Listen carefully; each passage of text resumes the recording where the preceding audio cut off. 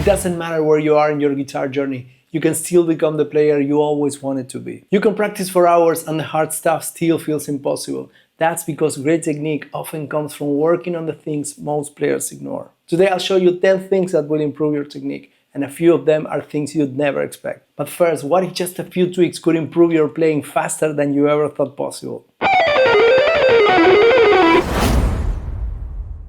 Alright, let's start with alternate picking. If it feels inconsistent or sloppy, don't push harder. Focus on small, efficient motions and get both hands working together.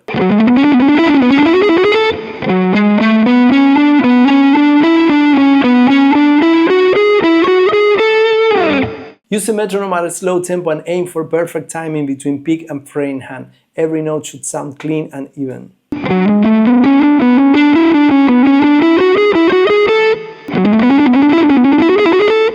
Now try adding accents. Pick the first note of each beat a little harder. That keeps the rhythm solid and both hands in sync. We will call these notes the anchor points. Do this exercise.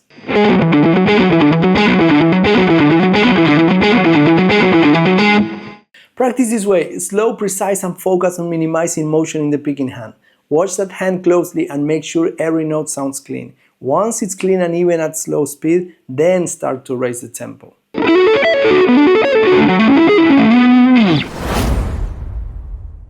Let's look at economy picking. If alternate picking starts getting messy when you change strings, this is where economy picking helps. Frank Gambale is the guy who really developed this approach. It lets you play more notes with less effort. Here's how it works. In a 3 notes per string scale, you pick down, up, down on one string. And when you move to the next string, keep that last downstroke going. Don't hop over the string. It's one continuous motion.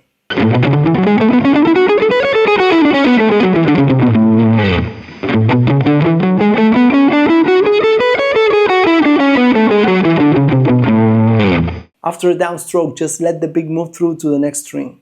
You can picture it as a small circular motion that connects the strings smoothly.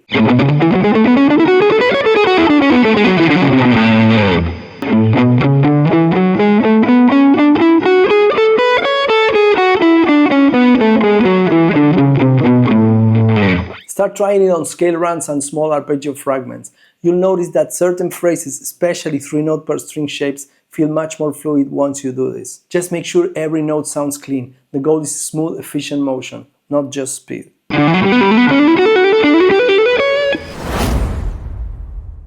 let's talk about sweep picking and how to make it clean. The goal here is simple. Both hands have to move together, so only one note rings at a time.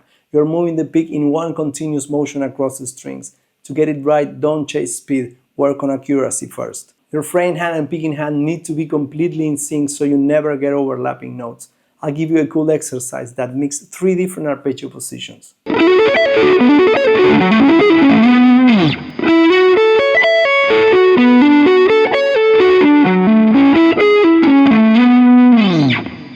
Play it slowly with the metronome and mute each string right after you play it. You can do that by slightly releasing pressure with your frame finger or by using the edge of your picking hand palm.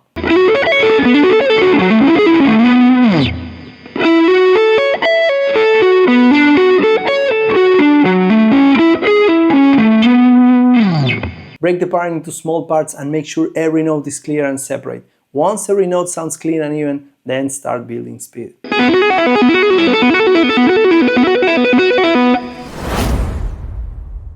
Alright, let's go over legato. This is a technique that lets you play fast lines without picking every note. You are connecting notes using hammer-ons and pull-offs so everything sounds smooth and effortless. Let me give you a cool exercise to practice this.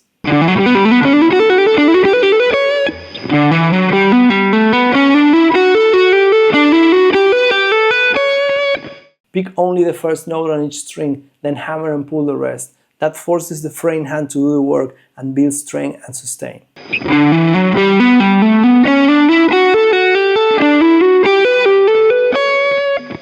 Keep your fingers close to a fretboard and stay relaxed. Pressing too hard just slows you down. Mute the strings you are not playing. Use the underside of your picking hand palm for the lower and a spare finger from your frame hand for the higher ones. Make sure the hammer notes are as loud as the pick ones. Pick lightly and let the legato motion carry the sound. Players like Alan Holdsworth and Richie Kotzen are great reference for this kind of phrasing. Start with small hammer-ons and pull-off patterns, even simple trills, and then apply the same idea to scales. As it gets cleaner, your lines start to sound connected and fluid in a way you just can get from pure alternate picking. Let's talk about tapping and how to use it musically instead of just as a trick. Tapping lets you use your picking hand on the fretboard so you can reach notes and shapes that aren't possible with one hand alone.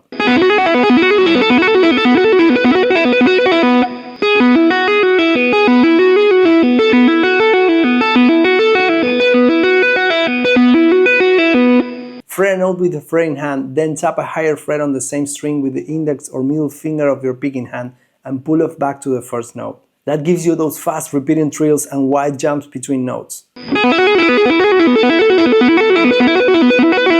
When you lift the tapping finger, flick off a little to make the pull-off clear, just like a normal pull-off with your fretting hand.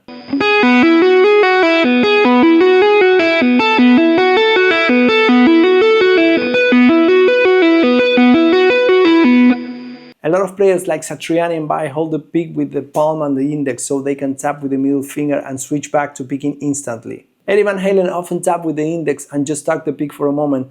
Use whatever's most comfortable.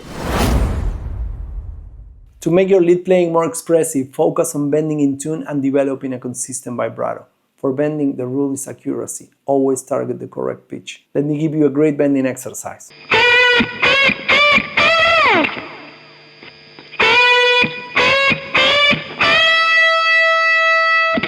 Keep working back and forth until your bended note sounds identical to the note on the first string. This trains your ear and muscle memory so you hit the note in tune every time. Use multiple fingers for strength even if you bend with your ring finger. Place the middle and index if possible behind it on the same string to help push, especially on thicker strings. For vibrato, use small controlled movements. You are doing mini bends up to pitch and returning back.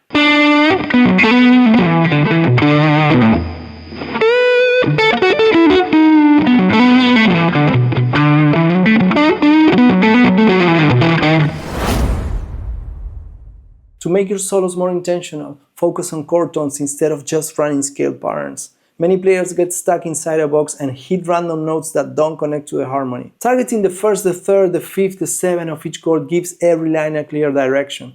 Practice arpeggios or sustain different chord tones over each chord in a progression to train your ear for what fits. Try this exercise. We will play a D minor 7 chord and play a short lick with the notes of the chord.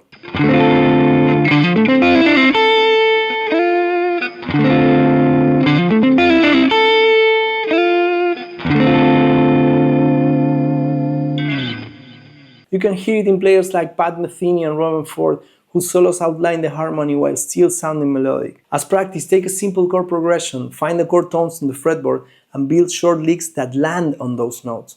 It turns scale runs into phrases that follow the chords and sound musical instead of random. To move beyond straight, linear lines, work on string skipping and hybrid picking. String skipping means jumping over strings on purpose within a lick or scale run to create wider intervals.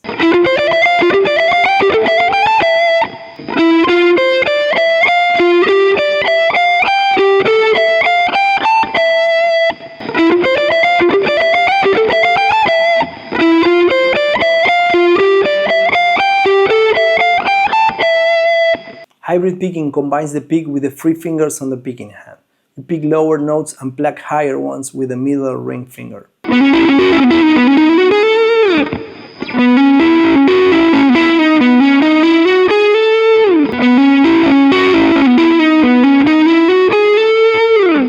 Both techniques open up new ways to phrase ideas and to play arpeggios or wide intervals that would otherwise feel awkward. With time, they become part of your regular technique and make your playing sound broader and more dynamic. To make your solos more musical and memorable, shift focus from speed to phrasing. Think of phrasing as how you punctuate musical sentences. The best guitarists can say more with a few well-placed notes and silences than others do with dozens. To improve your phrasing, play like you sing, literally sing a lick or a melody, and then play it on the guitar, imitating the natural pauses and emphasis of a voice. You'll notice your solos start to feel more conversational and expressive. Pay attention to the dynamics as well. These are the volume and intensity of your playing. For example, you might start a phrase gently and end it with a strong bend, or vice versa. In short, think in musical sentences and your solos will instantly become more engaging. To make real progress, focus on how you practice, not just what you practice. Use a metronome or a backing track to keep timing solid. Technique only matters if it's in time. Start slow and raise the tempo only after every note sounds clean. This builds accuracy and consistency into muscle memory. Also, isolate trouble spots. If a specific string change causes problems, repeat that small section until it feels natural. Balance your practice across all areas, picking, legato, bending, and others, so each stays at the same level. Here's the deal, good tone doesn't matter if your ideas never change. Hours of practice don't matter if you're only running exercises. Fast technique doesn't mean much without real phrasing behind it. But even if you fix all that, your playing will still sound the same until you start learning new licks and phrases. Watch this next video. It's about learning the licks that expand your vocabulary. I'll see you there.